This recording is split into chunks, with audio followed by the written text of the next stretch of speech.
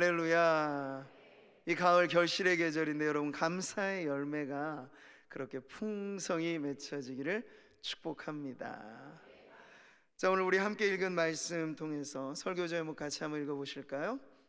나를 잘 아시는 하나님. 아멘. 요즘에 새벽 기도 나올 때 이 가을 아침에 이 공기를 막 가르고 오는 길이 얼마나 상쾌한지 몰라요. 오늘도 여느 때처럼 그렇게 같은 시각 같은 저희 집하고 교회하고 늘 똑같으니까 그 경로로 오는 거겠죠. 그래서 저 상모고등학교를 지나가지고 지하 터널 통과해서 우회전해서 이제 우리 교회 오면 딱 되는 거예요. 그래서 여느 때처럼 우회전해서 살짝 오려고 하는 찰나에 갑자기 느닷없이 저 맞은편에서요, 중앙선을 넘어가지고 이게 2차로밖에 안 되잖아요. 중앙선을 넘어서 이쪽 차로를 아예 들어와가지고 한 거의 시속이 한 80, 100 정도 될 것 같아요. 쌩 하고 지나가는 거예요. 그래서 제가 순간 몇 초 차이, 몇 초도 안 돼요. 그때 만약 이 우측을 잘 안 보고 갔더라면, 각도가 조금만 더 위로 갔더라면 하차하는 순간이 된 거예요. 아, 저분 새벽까지 술 마시고 음주운전하는 사람 아닌가 싶을 정도로 너무 막 깜짝 놀랄 만한 순간이었습니다. 그 위기 일발, 그 탈출해서 딱 새벽 자리에 오니까, 야, 이렇게 새벽에 무사히 예배당에 오는 것도 은혜구나 하는 그런 감사가 또 생겼는데요. 그러면서 또 하나 드는 생각이 있었어요. 그건 뭐냐면, 지나온 우리의 삶의 자리에, 저도 그렇지만 우리 성도님들도 그러시겠죠. 우리가 죽을 고비라고 소위 말하는 많은 위기의 순간들이 저마다 몇 번씩은 다 지나서 여기까지 계신 거예요. 그렇지 않나요? 저만 해도 아주 몇 번 그런 고비가 있었던 것 같아요. 제가 기억하는 것으로만 해도 아주 어린 나이에 누가 장난식으로 짱돌을 던졌는데 그게 정통으로 제 머리에 맞은 거예요. 근데 그 다음에 일어나 보니까 집이에요. 완전히 기절해가지고, 그러니까 더 뇌진탕 걸리거나 그거 세게 맞았으면은 진짜 하늘나라 갔을 수 있는 그런 일들도 있었고, 또 어린 시절에 동네 형들이랑 같이 막 이렇게 개구장이식으로 놀고 그러잖아요. 저희 집에 조금 멀리 떨어진 곳에 하천이 흘렀는데 그 하천에 이제 물장구 치고 논다고 갔는데 허리춤밖에 안 오는 그런 물가거든요. 근데 그날은 물살이 조금 빨랐어요.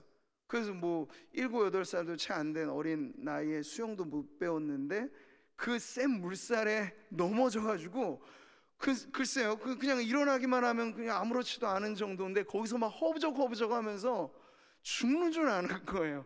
그래서 제가 어린 나이에 깨달았죠. 아, 접신물에 코 박고도 죽을 수 있다는 게 과연 사실이구나. 당황하면요, 그런 정도의 낮은 물에도 빠져서 익사가 가능한 거예요.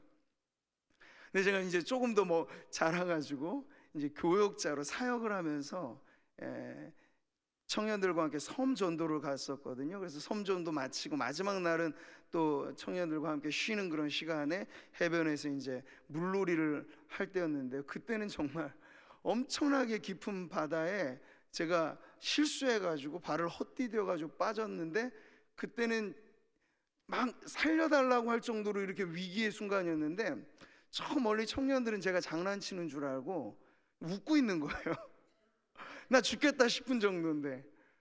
그래서 이제 그때도 그 순간 생각, 제가 헤엄도 잘 못 치니까 이거 이러다 진짜 빠져 죽겠구나, 이러면 순교일까 막 하면서 순간에 막 고민을 하다가 그냥 박차고 다시 올라오면 되겠구나 해서 내려가가지고 그 바닥을 탁 차고 올라가서 간신히 또 한 번 죽을 고비를 넘긴 거죠.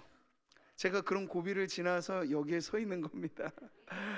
근데 제가 이제 그 생각이 드는 것만이 아니고 이런 거예요. 내가 기억하고 있는 이 몇 장면들만 사실 위기였을까? 아닌 거죠. 근데 오늘 같은 경우도 그렇잖아요. 정면을 주시하고 내가 바라보고 느끼고 인지하는 일들만 세상에 일어나는 게 아니라 내 뒤편에, 우리 눈은 뒤에 안 달려가지고 뒤에 무슨 일이 일어날지 몰라요. 앞으로만 쭉 가다 보면 뒤에 옆에 무슨 사방에 일이 일어나는지 모르는데, 그거 다 모르면서도 지금까지 왔고 아마 내 좌우 내 뒤에서 제가 모르는 숱한 많은 위기들도 있었겠죠. 그런데 하나님께서 그 모든 위기들을 무사히 넘기고 통과해서 하나님의 은혜 덕분에 내가 여기 온 거구나 하는 그런 새삼스러운, 하나님의 은혜가 아니면 내가 살 수조차 없는 인생이구나 하는 그런 깨달음을 갖게 되었습니다. 우리 성도님들은 어떠신가요? 더 파란만장한 삶의 일대기가 아마 여러분의 삶일 수도 있겠죠. 근데 기억하셔야 돼요. 우리가 기억하는 그 내 삶의 위기보다도 더 많은 어려움들이 무수히 많이 있었건만 하나님께서는 그 숱한 어려움들을 우리가 지나서 오늘도 이 자리, 하나님 은혜 받는 이 자리에 우리를 인도하신 줄 믿습니다. 그러니까 하나님의 은혜라고 하는 건 여러분 얼마나 크고 놀라운 것이에요. 내가 아는 것보다 모르는 은혜가 사실은 더 많다고 생각한다면 거기에 초점을 맞춰 감사는 내 기억나는 일에만이 아니라 내가 모를 부분에도 해야 할 감사가 너무나 많다는 것, 여러분 그 한 가지 오늘 꼭 붙잡고 기도하는 오늘 이 시간에 감사가 더 풍성한 우리 성도님들 되시기를 축복합니다. 자, 그래서 우리가 사실 누구든지 다 이런 은혜를 새삼스럽게 알게 되면 지금의 내 삶은, 따라해 보시죠, 덤으로 사는 인생. 정말 그래요. 제가 아는 성도님들만 하더라도 지나온 시간 큰 수술 받고 여기 지금 이 자리에 계신 분들이 많다고요. 그럼 지금 내 삶은 뭐예요? 덤으로 사는 인생이에요. 어제 주님이 불러가셨으면 우리 이 자리에 있을 수 없는데 오늘도 우리가 살았다는 건 주님이 뜻이 있으셔서 그래 너 좀 더 살다 와, 영원한 천국에서 나와 함께 영원히 있을 날이 이제 곧 올 텐데 뜻이 있어 내가 너를 이 땅 가운데 보냈으니 그 뜻 다 이루고 오거라 해서 우리에게 덤으로 인생의 축복을 주신 겁니다. 덤으로 사는 인생에 뭐 아까울 게 있겠고 여러분 뭐 미련이 있겠어요. 그것 안에 우리 안에는 더한 감사만이 차오르고 넘쳐나게 되기를 축복합니다. 자, 오늘 말씀은요 바로 그런 은혜를 일깨우는 아름다운 시입니다. 나를 너무나 잘 아시는 하나님이 과연 어떤 분이신가, 다윗의 시로 알려진 이 시편이 어떻게 쓰여졌는지를 우리가 살펴보면서 우리의 인생에 하나님의 은혜가 얼마나 귀하고 감사한가 하는 것을 함께 나누는 시간을 갖겠습니다. 자, 139편은 사실 전체 시편에서도 우리에게 꽤 잘 알려진 시편이죠. 이 내용 자체만 보더라도 너무나 빼어난 시라고 할 수 있겠어요. 아마 시인으로서 다윗이 절정의 감수성에 다다랐을 때 쓴 시가 아닐까 생각이 들어요. 총 24구절로 이루어졌는데 형식적인 미도 있어요. 6구절을 한 연으로 해서 4연으로 딱 구성되어져 있는 형식 미까지도 갖추고 있는 시이죠. 근데 우리가 보통 여러분 시나 그 시를 쓴 시인 꼭 그 두 경우가 결부되지 않아도 그냥 아름다운 문학 작품으로 시는 그 자체로 빛이 나게 되어 있죠. 근데 우리가 성경에서 읽는 이 시편은 여느 다른 문학적인 작품 그 이상의 것이잖아요. 여기는 성령의 영감이 불어넣어져 있고 그래서 오류가 없이 완전한 진리의 말씀으로 우리에게 주어진 특별한 시이기 때문에 그냥 문학의 작품만이 아니고 이 시를 쓴 다윗과 하나님께서 어떻게 이 시를 만들어내셨는가가 우리에겐 더 중요한 관심거리가 되는 것이죠. 그래서 그 시를 쓸 당시에 시인의 상황, 이게 다윗의 상황이 어떠한지를 우리가 알아야 되는데 이 시에 사실 그게 드러나 있어요. 그래서 제가 오늘은 앞머리와 맨 뒷부분을 이렇게 나누어서 읽었는데 그 뒷부분에 나와 있는 몇 구절이 당시 이 시가 탄생하게 된 배경이라고 할 수 있겠어요. 19절을 한 구절로 해서 같이 한번 더 읽어보시죠. 하나님이여 주께서 반드시 악인을 죽이시리이다. 피 흘리기를 즐기는 자들아 나를 떠날지어다. 아멘. 여기서부터 시작해서 22절까지 쭉 다윗이 열거하는 사람들이 있어요. 그들이 누굽니까? 악인, 피 흘리기를 즐겨하는 자, 원수들, 주를 미워하는 자, 주를 치러 일어나는 자들, 아무튼 수많은 악당들이 지금 다윗 주변에 억수로 많이 있었다 하는 걸 지금 보여주고 있는 거죠. 그들이 그냥 뭐 폼으로 있겠습니까?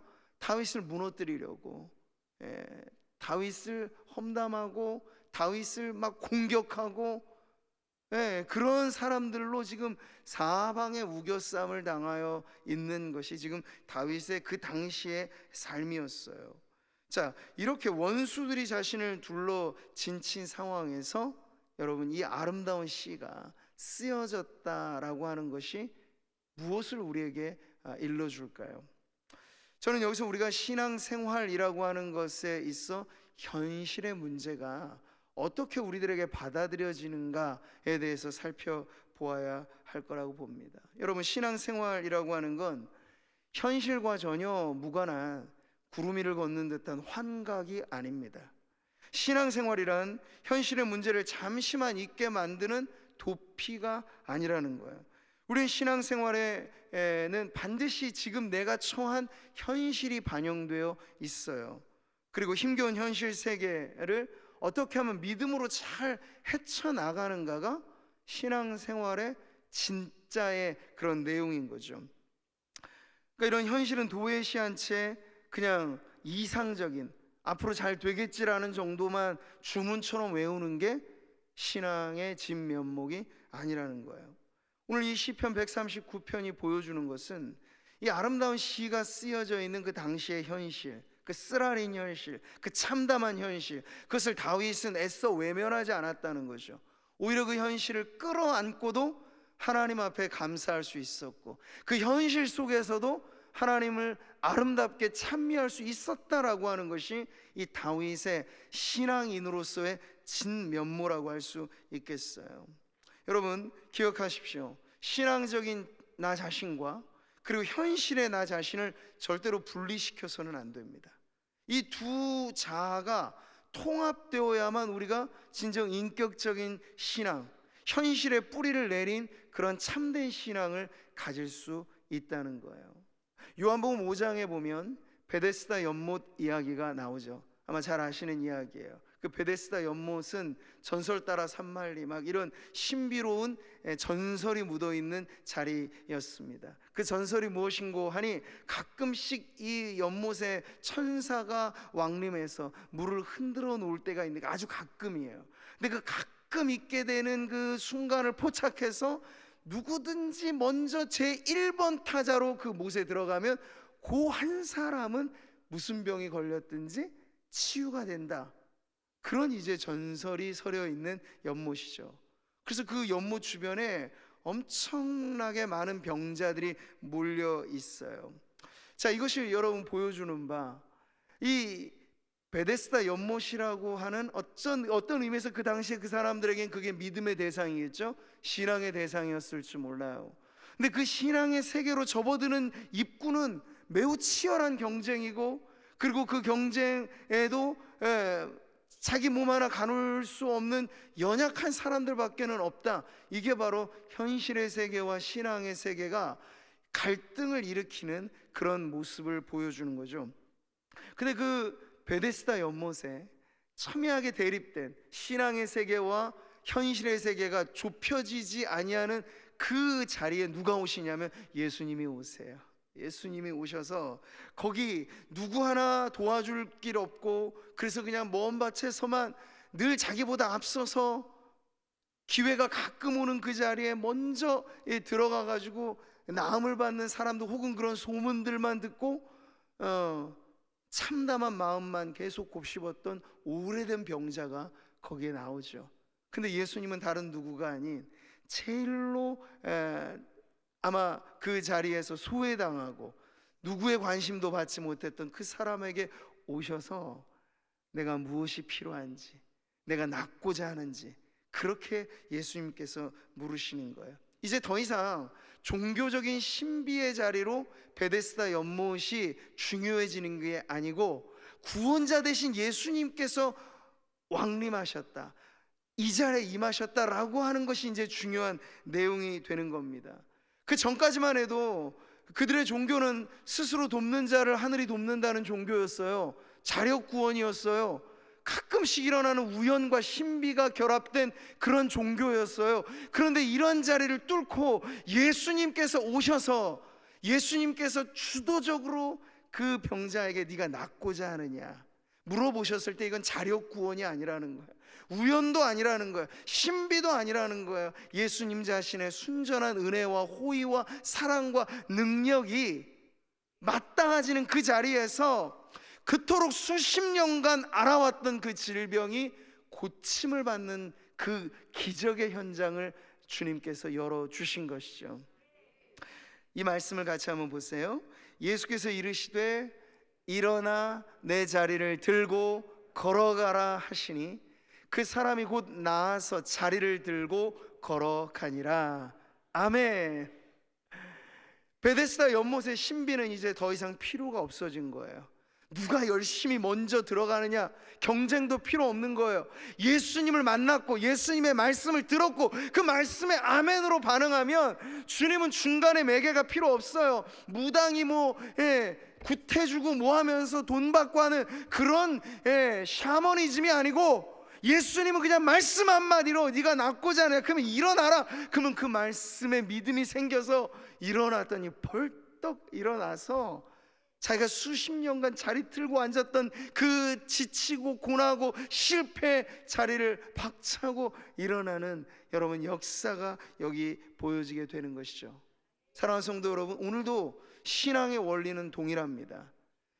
기이한 신비에 기대지 마시고 자신의 노력이면 감천이다 이런 식의 종교에 의존하지 마시고 예수님을 찾으십시오. 예수님을 만나십시오. 지금도 예수님은 우리와의 만남을 통해서 주님은 누구의 방법을 기대시는 분이 아니에요. 주님 자신이 우리의 창조자요 우리의 구원자이십니다. 오늘 말씀에도 나와 있듯이 나를 너무나도 잘 아셔서 내 몸의 질병을 잘 아는 의사보다 더 확실하게 주님은 우리의 질병도 아시고, 내 마음의 병을 잘 아는 상담가보다 더 깊이 우리의 마음의 병을 아시는 카운셀러가 바로 예수 그리스도이십니다. 그 주님을 만나는 자리에 여러분 기적이 일어나고, 그 주님을 만나는 자리에 우리의 인생의 모든 문제들이 풀어지게 되는 줄 믿습니다.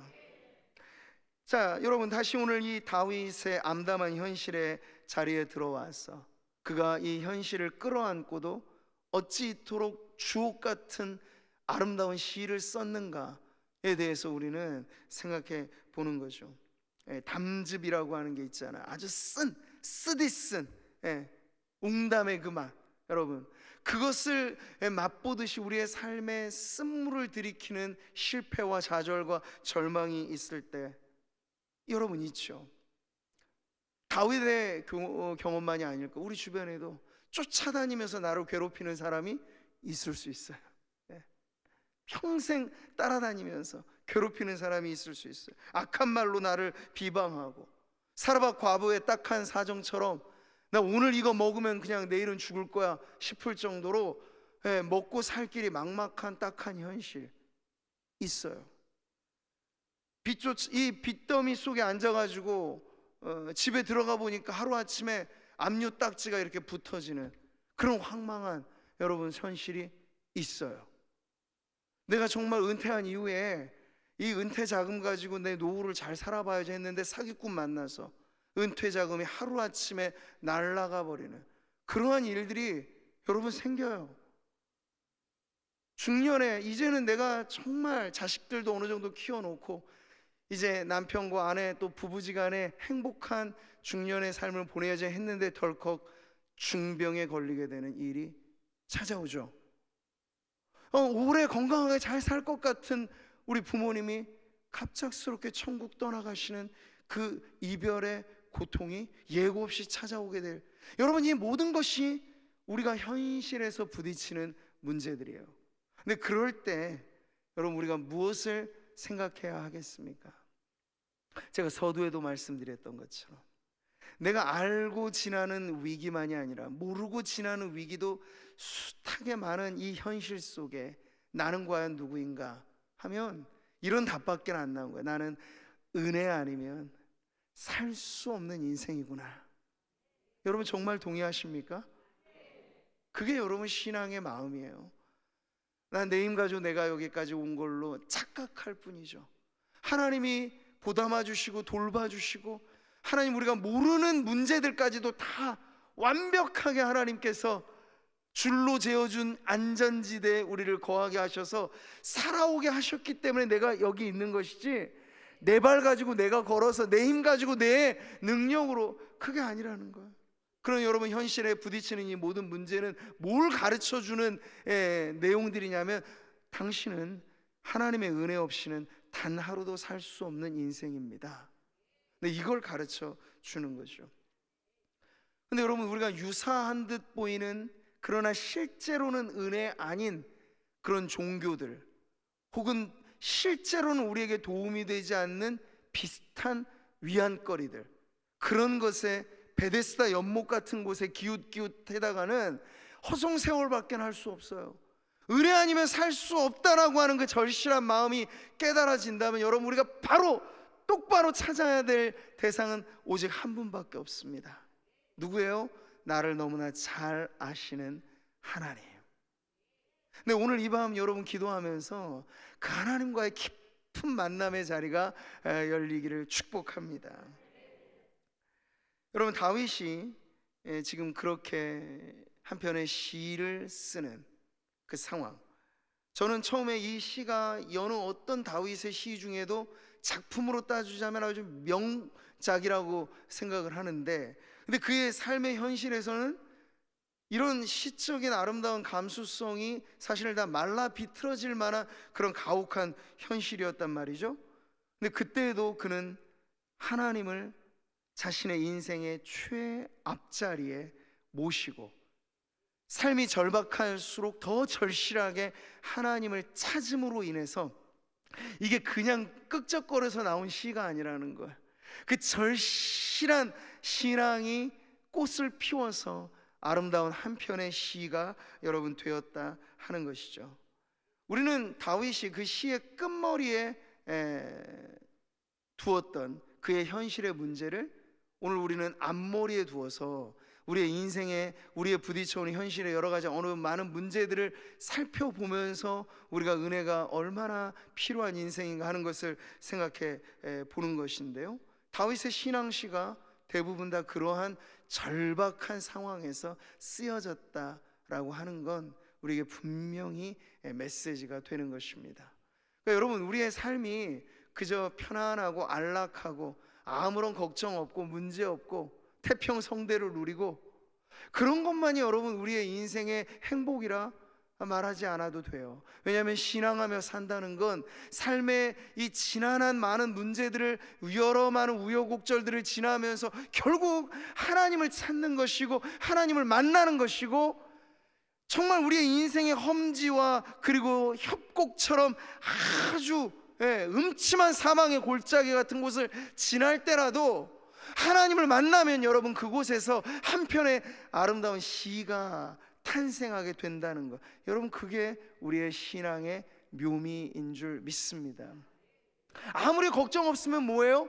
하나님 만남이 없고 하나님 찾음이 없고, 그래서 내 인생이 하나님의 은혜 아니면 살 수 없다는 그 단순한 진리조차도 잊은 채로 내가 내 힘 가지고, 내 능력 가지고, 내가 벌어놓은 돈 가지고, 내가 쌓아오는 인맥 가지고 산다라는 착각 속에 빠져 있으면 여러분 그게 행복이 아니고 오히려 불행으로 빠져들어가는 여러분 인생밖에는 아닐 것입니다.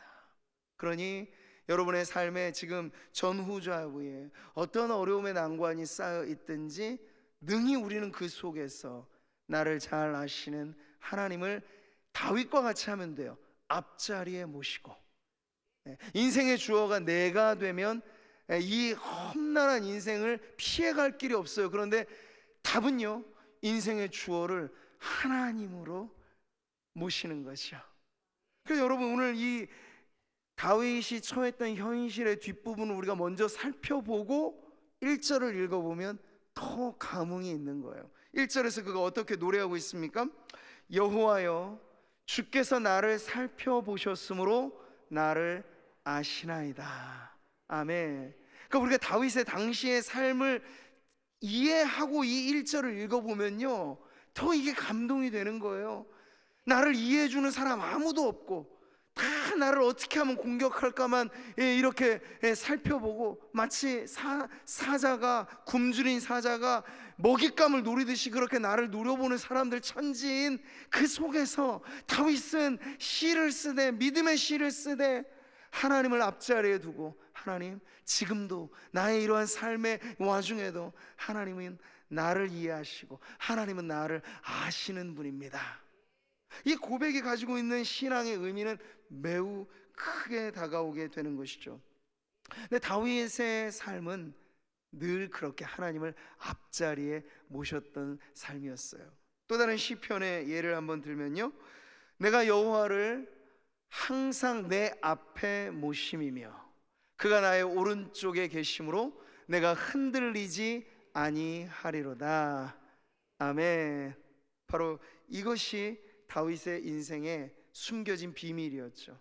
고난 있어요. 실패 있어요. 현실은 여전히 그에게도 가혹했어요. 근데 그럴 때마다 항상 다윗은 내가 하나님을 내 앞자리에 모시겠습니다. 내 인생의 주어는 내가 아니고 하나님이십니다 하는 그런 신앙의 고백으로 나아갈 때 여러분 그의 삶에 아름다운 꽃이 피어나듯 믿음의 시가 쓰여지게 된 것이죠. 여러분 이렇게 하나님을 앞자리에 모시고 살아가는 성도들에게 하나님이 주시는 선물이 바로 기쁨의 열매인 줄 믿습니다. 기쁨, 여러분 기쁨이 영어로 뭐죠? joy예요. J-O-Y. 이 joy라고 하는 말을 풀어서 보면 예수님 맨 앞에 Jesus first, 그리고 내 이웃, 내 가족, 나 아닌 다른 사람들을 두 번째로 other second. 그리고 늘 사실 세상은 거꾸로잖아요. 내가 제일 먼저고 내가 세상의 중심이고 나 오직 나뿐이야 하는데 아니요, 기쁨을 누리는 삶의 비밀은 나를 그 다음에 두는 거죠. 그래서 하나님을 맨 앞자리에 모시고 내가 사랑할 이웃과 내가 사랑할 이웃, 이 가족과 내가 사랑할 교우들을 늘 마음에 두고 그 다음에 나의 삶을 위치시키게 되면 거기서부터 오는 기쁨은 나 중심에서 내가 내 거야 하면서 악착같이 움켜쥐고 살아갈 때 맛보는 것과는 차원이 다른 기쁨의 세계가 열리게 될 것입니다. 여러분 내 마음을 그리스도의 집으로 만약 생각한다면 여러분 이 집 안에 예수님은 어디에 계십니까? 어떤 분들은 예수님을 마음에 모시긴 해도 이 영접한다는 건 예수님 모시는 거잖아요. 근데 아직까지도 손님 자리로 거실 한켠에 예수님을 모셔두는 그런 분들이 계실 수 있어요. 안 돼요 여러분. 거실에만 예수님을 모셔두면 안 되고 내 마음이 그리스도의 집이라고 한다면 모든 집에 이 안에 속속들이 그 열쇠를 다 주님 앞에 맡겨드려야 합니다. 그것이 여러분 행복으로 가는 길이 되기 때문에 그렇죠. 그것이 하나님을 앞자리에 모시는 삶이 되기 때문에 그래요. 아가서가 노래하는 게 뭡니까? 그리스도는 우리의 신랑이라는 거잖아요. 그러니까 예수님에게 우리가 문고리를 다 열어주고 그 안에는 누구에게도 사실 보여주고 싶지 않고 공개되지 않았으면 하는, 갑작스럽게 손님 오면 우리가 모든 짐을 다 몰아넣는 창고가 있잖아요. 거기 열려지면 이건 끝장날 만한 그런 창고가 있잖아요. 우리 내면의 그 빈 공간은 어딥니까? 죄를 쌓아두는 공간이에요. 이건 누구도, 이건 신랑 아내 육신의 관계 누가 알아도 이건 부끄러운 일이야, 이게 죄라고 하거든요. 죄는 수치심을 갖게 하니까요. 근데 그 죄가 쌓여지고 감춰둔 공간의 열쇠도 예수님께 맡기셔야 돼요. 이게 주님을 첫머리에 내 인생의 주어로 삼는 삶입니다. 주님은 우리를 알기 원하세요. 물론 우리가 말하지 않아도 주님은 우리를 다 아시죠.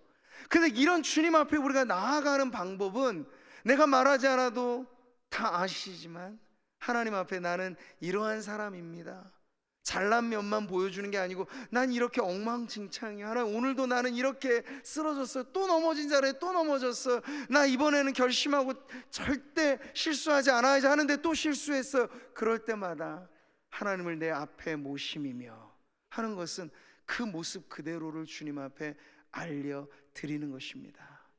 여러분, 죄를 고백해야 용서의 기쁨을 맛보죠. 죄를 감춰두는데 어떻게 사죄의 은총을 누리겠어요?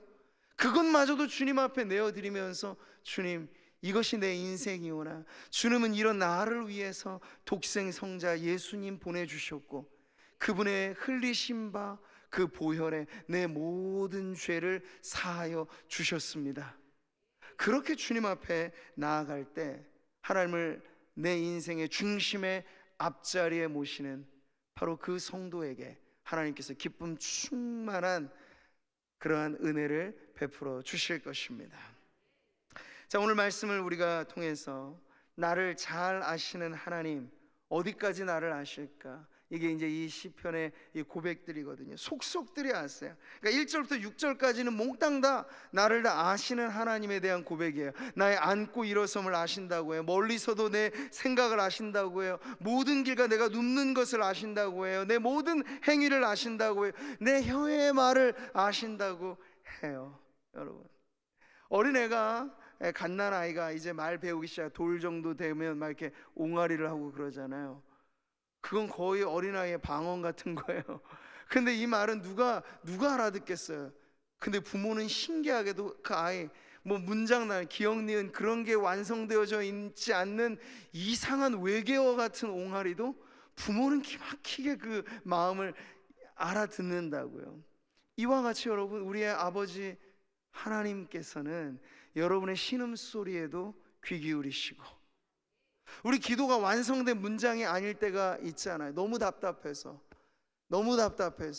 거두절미하고 속 시원하게 주님 앞에 때로는 말 못할 이 끙끙 앓듯이 정말 주님 앞에 말로써 다 표현할 수 없는 말 없는 기도가 있잖아요. 근데 주님은 기막히게 그 심정까지도 아신다고요. 한나의 기도가 그랬잖아요. 제사장은 못 알아듣는 기도였어요. 근데 하나님은 기막히게 그 한나의 말 없는 탄식까지도 알아들으시고 그 기도에 응답해 주셨습니다. 이런 하나님이세요. 여러분, 그러니 무엇을 감추겠고 하나님이 무엇을 모른다고 여러분 오해하시겠습니까? 하나님 나의 모든 것을 아십니다. 나조차도 모를 내 모습, 그렇잖아요. 여러분, 우리는 거울을 봐야만 내 모습을 볼 수 있어요. 사실 내가 나를 잘 안다고요? 잘 몰라요. 여기 뭐 묻어 있으면 누가 가르쳐 줘야지 알아요. 내 뒤통수가 어떻게 지금 되어 있는지 몰라요. 네. 이런 우리의 한계들이 너무나 많은데 하나님은 우리를 앞면만 아니라 뒷면, 옆면, 우리의 과거만 아니라 현재, 아니 우리의 미래까지도, 우리는 기억조차 못할 망각의 세계 속에서도 하나님은 우리를 정확히 아셔서 내가 어떠한 형편에 있는지를 주님은 살펴주시는 하나님이십니다. 여러분, 때로 가까운 피부치들에게도 오해받는 일이 있으신가요? 그럴 때가 있겠죠. 부부조차도 서로에게 말 못할 고민이 있을 수 있어요. 부모 자식지간에도 그게 소통이 잘 됩니까? 안 될 때가 많아요. 근데 이런 모든, 또 우리가 가족관계만이 아니라 교회 안에서도 성도들과 마음이 이렇게 불화가 생길 때가 있어요. 친하게 지내던 분들과 마음이 불편할 때가 있어요. 여러분, 그럴 때 우리가 누구에게 가서 하소연해야 되겠어요? 누구에게 가서 이 답답한 심정을 토로해야 되겠어요? 나를 잘 아시는 하나님 앞에 나아가 기도하시기 바랍니다. 그러니까 시편의 시어들은 대부분 그런 거예요. 원수들하고 직접 싸우지는 않아요. 그러면 여러분, 우리만 더 상할 뿐이니까. 근데 기도하면서 거룩한 일러 바치기를 많이 해요. 시편의 말씀들을 보면 하나님, 저 원수가 나를 이렇게 괴롭게 해요. 원수한테 욕하지는 않아요. 그러나 하나님 앞에 고하는 거죠. 그렇게 우리의 이 속사정을 너무나도 잘 아시는 하나님 앞에 가릴 것 없고 숨길 것 없는 게 여러분 기도의 자리입니다. 물론 이렇게 모든 성도들이 함께 모여 기도하는 자리에는 여러분 이름을 막 실명을 거론하면서 그 사람 혼내주세요 막 그러면 안 돼요. 그럼 다른 사람이 들으면 실족합니다. 그러진 않더라도 하나님, 제가 참 답답하고 힘들어요. 제 마음 아시죠? 제 어려움 아시죠? 그렇게 나를 너무나 잘 아시는 하나님 앞에 여러분 하나하나의 문제들을 아뢰시면 그것이 우리에게 가져다 주는 위안이 있어요. 위로가 있어요. 오늘 이 밤에는요, 여러분 그런 기도를 통해서 여러분 답답한 심정이 뻥 뚫리는 그런 은혜를 누리시기를 축복합니다. 우리의 시선을 옮겨 하나님 앞에 나오십시오. 나보다 나를 더 잘 아시는 하나님이시니 그 주님 앞에 여러분 속사정을 그대로 아뢰셔서 하나님의 응답이 결국 우리의 마음의 병, 이 답답한 마음의 고통을 치유하시는 그런 은혜로 하나님의 응답을 여러분 경험하시기를 바랍니다. 우리는 하나님이 전지하신 분이라고 고백하죠. 근데 그것이 딱딱한 신학적인 고백이 되면 안 돼요. 하나님 모든 것을 아십니다라고 하는 하나님의 그 전지하심이 우리에게 위로가 되어야 합니다. 우리에게 힘이 되어야 합니다. 우리에게 소망이 되어야 합니다. 온 세상이 나를 몰라줘도 하나님 날 아시면 그것으로 족하리. 그러면 여러분 되는 거예요. 사람한테 다 이해받을 수가 없어요, 사실. 네. 그러려고 너무 애쓰시면 더 힘이 들 뿐이에요.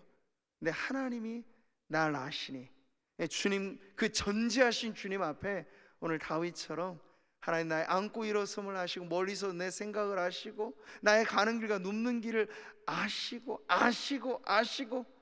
그 하나님 앞에 여러분 오늘 기도하실 때 속 시원한 하나님의 응답이, 위로가, 치유가 오늘 기도하는 성도님들 모두에게 넘쳐나시기를 주님의 이름으로 축복합니다.